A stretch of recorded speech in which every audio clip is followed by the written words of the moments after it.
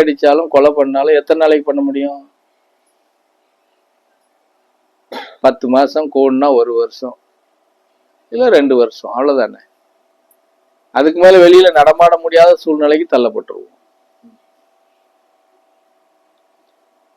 அப்ப நல்ல எண்ணங்களும் நல்ல செயல்பாடுகளும் நல்ல தன்மையோட நம்ம கிடைக்கிற உழைப்பு என்னவோ அதை உழைச்சி, அதாவது எப்படின்னா ஆசை, பேராசைக்குள்ள போகாம பயணம் பண்ணால் மாத்திரம்தான் இந்த ஆபத்து நிலை வர்றதுக்கு முன்னாடி கூட கொஞ்சம் அமைதியா வாழ முடியும். அமைதி கெட்டு வாழ்றது கூட ஒரு கொடூரமான செயல் தானே. அமைதியை இழந்துட்டு நம்ம பயணம் பண்றது கூட கொடூரமான செயல். அமைதியை இழந்து பயணம் பண்றவங்கள்ட்ட கேட்டா அவங்க ஒரு காரணத்தெல்லாம் சொல்லுவாங்க. ஆனா அவங்க சொல்றது காரணம் அதுக்கு இல்லை, சரியா? அவங்க இன்னொருத்தருடைய அமைதியை எவ்வளவுக்கு எவ்வளவு கொடூரப்படுத்தி வந்திருந்தால் இன்னைக்கு அவங்க அந்த நிலைக்கு தள்ளப்படுவாங்கன்னு இருக்கு. அதை உணர்ற சக்தி இவங்களுக்கு இருக்கான்னா இருக்கு. ஆனா அதை பத்தி சிந்திக்க மாட்டாங்க. சிந்திக்காம தான் இவங்க இருப்பாங்க. அப்படி ஒவ்வொரு சிந்தனைகளும் நம்ம கிட்ட இருந்து மாறும்போது ஆன்மீகம்ங்கிற சொல்லுக்கு சொல்லா மாத்திரம் இருக்குமோ தவிர அது செயல் வடிவமா இருக்குமா அப்படின்னா இருக்காது. இருக்காது. எந்த நேரத்துல யாரு எப்படி போயிடுவாங்க அப்படின்லாம் சொல்லவே முடியாது இல்லையா? இப்படி வரலாம், திடீர்னு ஒரு எப்படி சொல்றது, இயற்கை சீற்றமான ஒரு நோய் வரலாம், சட சட சட சட சடன்னு மடிஞ்சு போகலாம். இப்படி பல வடிவத்துல அவங்களுடைய வேலையை அவங்க ஸ்டார்ட் பண்றதுக்கு தயார் நிலையை, அது எப்படி இப்போ இந்த மன்னர் காலத்துல எப்படி சண்டைக்கு போடணும், ஒருத்தருக்கு ஒருத்தர் படையை தயார் பண்ணுவாங்க, அந்த மாதிரி இன்னைக்கு இயற்கை தாக்குதல் படையை அது உருவாக்கிக்கிட்டு இருக்கு. எப்ப தாக்கும் அப்படிங்கறதெல்லாம் சொல்லவே முடியாது. அது என்ன யார்கிட்டையும் கேட்கவா போகுது?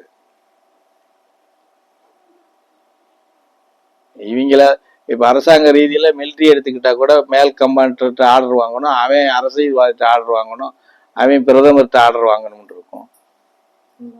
இயற்கை யார்கிட்ட போய் ஆர்டர் வாங்க போகுது? பெருவரில் வச்சுட்டு இப்படி தட்டுனா முடிஞ்சு போச்சு. புரிஞ்சதா? அதுல ஆடுனா பெருவரில் வச்சு இப்படி தட்டினாலே பெரிய அளவுல பூகம்பம் வந்துடுது, சுனாமி வந்துடுது. அக்னி தாண்டவம் ஆடினா எப்படி இருக்கும்? யாரால தாங்க முடியும்? அதுக்கு தயாராகுது. அது இங்க நம்ம காலத்துக்குள்ளே, நம்ம இருக்கிற காலத்திலேயே கூட இதை நம்ம சந்திச்சிருவோமோங்கிறது கூட எனக்கு அச்சம் வருது. நம்ம மறைவுக்கு பின்னாடி வருங்க, நம்ம இருக்கிற காலத்திலேயே இது வரும் போல இருக்கேங்கிறது மாதிரி அச்சம் வருது.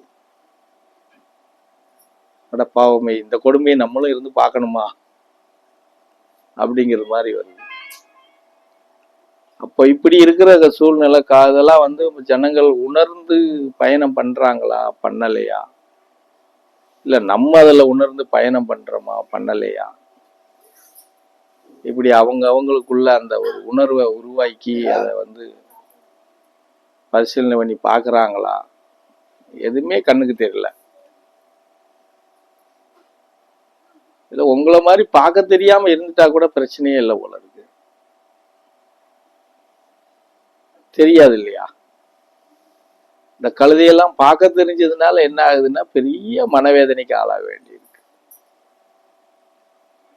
என்னடா அவனுடைய படைப்பு என்ன எண்ணத்துல படைக்கிறான், அதை தாண்டி இவங்க இப்படி திசை மாறி தறிகெட்டு போய் இப்படி ஒரு கொடூரமான பனிஷ்மெண்ட்டுக்கு தள்ளப்படுவாங்க போல இருக்கு.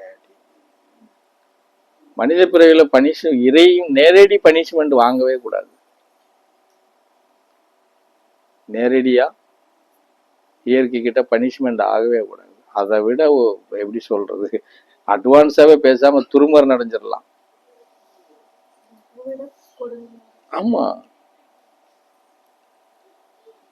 இப்போ சாதாரண மனுஷனுக்கு மனுஷன் நீ பழி தீர்க்கிறானாலே எவ்வளவு கொடூரமா இருக்கு. இப்ப இயற்கையே நமக்கு பனிஷ்மெண்ட் கொடுக்குன்னா எப்படி இருக்கும்? அதை நம்ம எப்படி தாங்க முடியும்? இதெல்லாம் நினைச்சு பார்க்கும்போது, நினைச்சு பார்க்கறது என்ன, நிகழ்வுகள் அப்படியே கண்ணு முன்னாடி தெரியற மாதிரியே இருக்கு. அப்ப எப்படி இருப்போம் நம்ம சொல்லுங்க.